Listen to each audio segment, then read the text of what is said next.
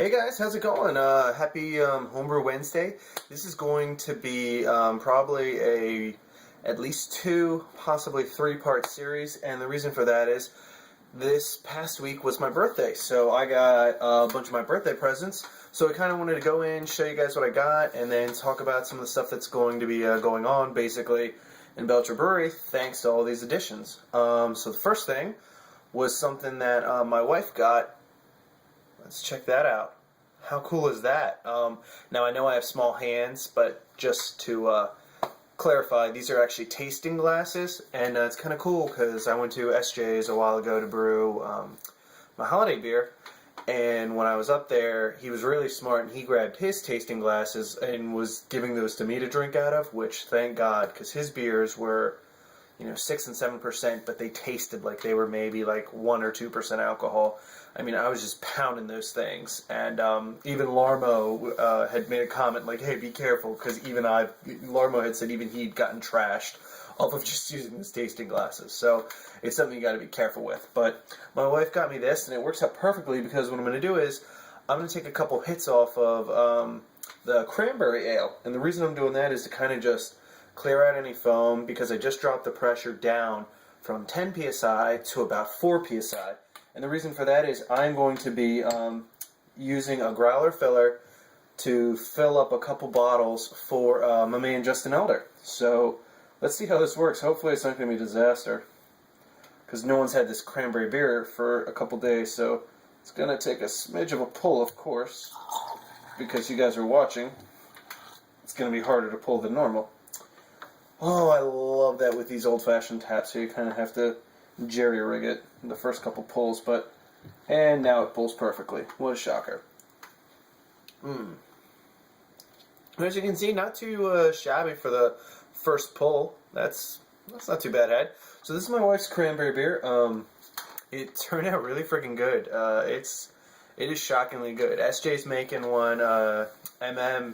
Created a recipe, so I'm really intrigued to see how that one turns out. But yeah, let me down this bad boy. I'm going to enjoy that. So what I'm going to do is I'm going to take a couple hits off of that, and then I'm going to fill up Justin Elder's, I'm going to fill up his bottles, and then I guess I'll also go through some of the things I got and some of the things I'm going to do. But before I get into that, one of the things I got was this awesome jug of sanitizer cleaner. And the reason why I'm showing this off, I know it's boring, it's a cleaner, but I was actually thinking about mixing this with one of my other cleaners to make an epic cleaner. Thank God I decided to read this, because it turns out that you should not mix SaniClean with a Clorox bleach type cleaner, because you'll make chlorine gas. Some of you who are probably like me and slept through history class, that will kill you. Don't do that. Do not mix this with any type of chlorine cleaner. For the love of God, don't do it. Like, you will kill yourself. I was literally about to do it, and I was like, maybe I should read if I should mix these together. And I read up on it, like, while I'm about to pour it in, and I'm like, stop, put it back in the bag. Literally put it back in the bag. I was so afraid. And, like, put it in another room just to make sure, because I knew I was going to keep on drinking, that I didn't make that mistake. So, yeah, that's lesson 1. So I'm going to get to drinking these beers and getting Justin's bottles ready. I'm not going to videotape it because it's going to be boring, and if I videotape it, I'll screw it up. And if I don't videotape it, it's going to be epic and perfect. So I'll catch back with you guys in a sec. Alrighty, guys. So here's the final product. The 2 C's in the front are the cranberry. As you can see, the one on the left has started to die down pretty well. The little foam that was inside. The one on the right's got a little bit more foam, a little less beer. So therefore, that means the one on the right is... Where's my hand? The one here on the right is the one I'm going to keep. The reason I'm doing that is, as you guys can see, this little growler filler here, this is what I used to fill up the bottle since I wasn't going to do a mass bottle run. This is my cranberry beer here. A lot of people like it, so I've got family coming over this Christmas. Had a brain fart there, sorry. and so I want to keep it on tap, so I don't want to bottle all of it. So I basically just use that growler filler to fill up these 2 bottles. I'm going to see how it works. This one I'm going to keep room temperature for a week or so, and then pop it down in the refrigerator, see how it does. So that means, Justin, you're going to get this one. You're also going to get this one. This is my SJ Pour. The I is for isolation, the C is for cranberry, and because I'm an idiot, you probably already saw the other beer you're going to get, but that's this right here. So let me, ooh, wow. Oh, look at that. You can see my freaking door. You can see my brew shelf. You can actually, if you look real close, you can see the Dogfish Head label right up there in one of the other boxes. So what you're going to get is, I'm going to put it down without spilling because those things are freaking expensive in Montgomery County. You're going to get this, my man, some old school ale. And I'm going to go into that in a second.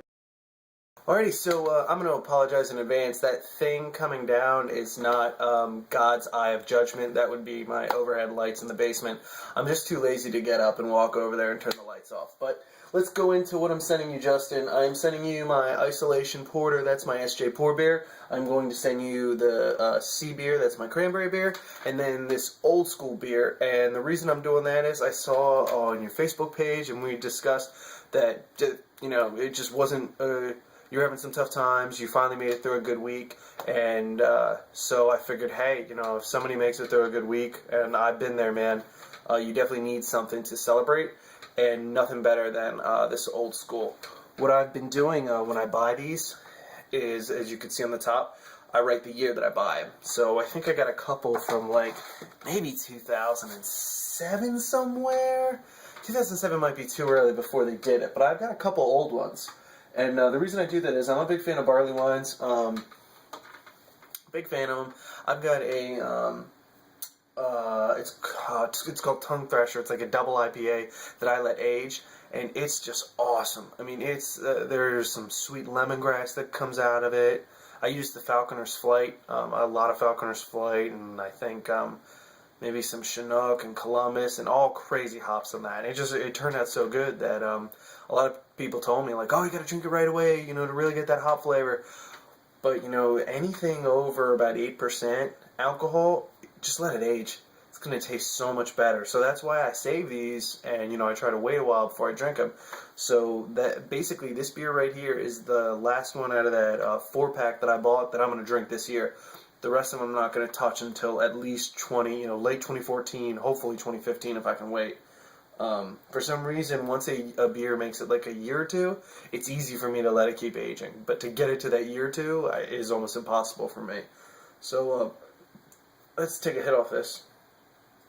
This is probably not a good idea to start drinking a 15% alcohol beer at 11 o'clock at night on a Monday, but what are you going to do?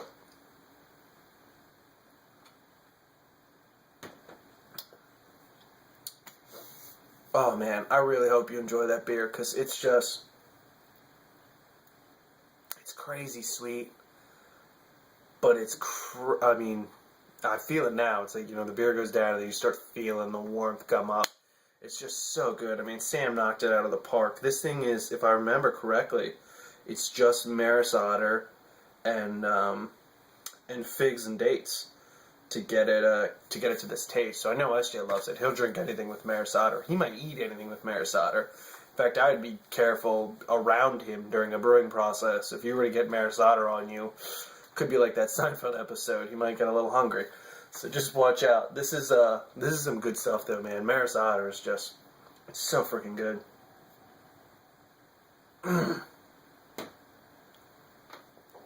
Figs and dates, like, they're just so overwhelming in there. It's awesome. It's a very complex, good beer. So I hope you enjoy it, man. I'm gonna pack your stuff up tonight and basically put it in the most secure setup I can do, because I'm gonna send it USPS. So, you know, I'm hoping it makes it, but if it doesn't, I've got everything else other than this. If this doesn't make it, it's probably I probably won't be able to send another one of those, because it's just so damn hard to find them. But yeah, I think that's gonna be it on this Homebrew Wednesday Part 1, guys.